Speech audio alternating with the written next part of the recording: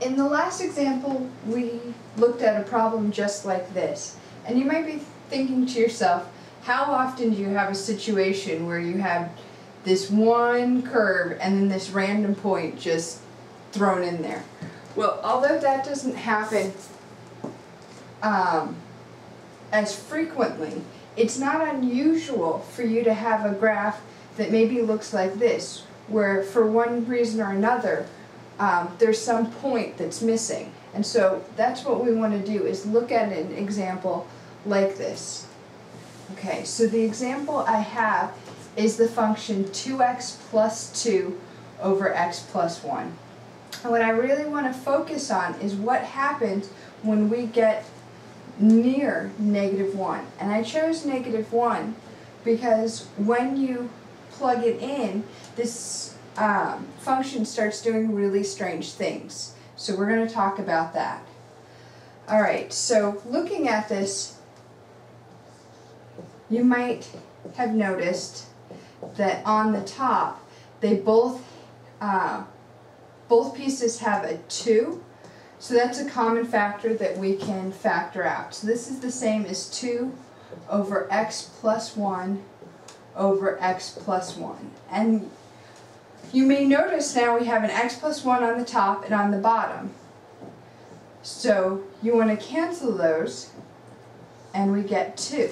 And most of the time, these are equal or are the same.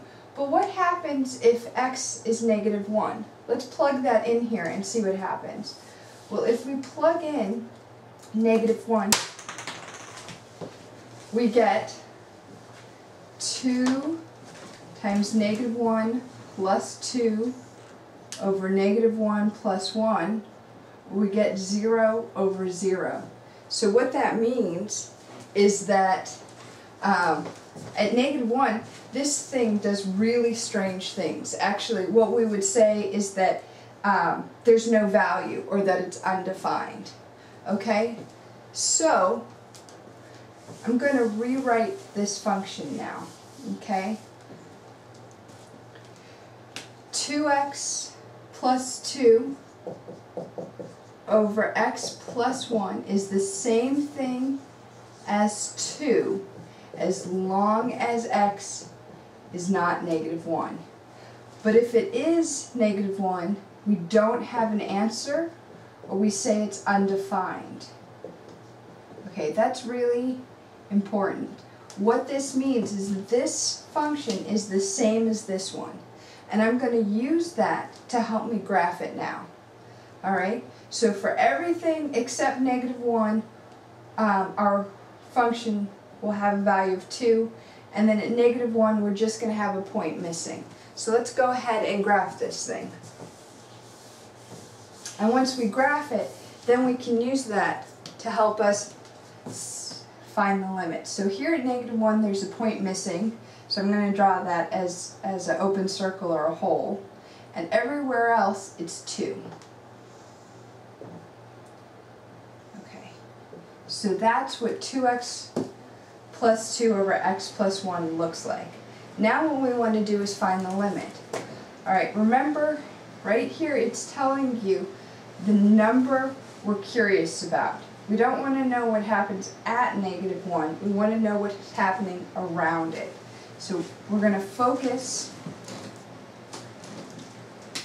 right here at -1. And so we'll look to the left of the line and see, as we follow the function, right, we're following the function, what height does it look like we're getting close to? Alright, and it looks like, right, here it's 2, 2, 2, 2, 2, 2.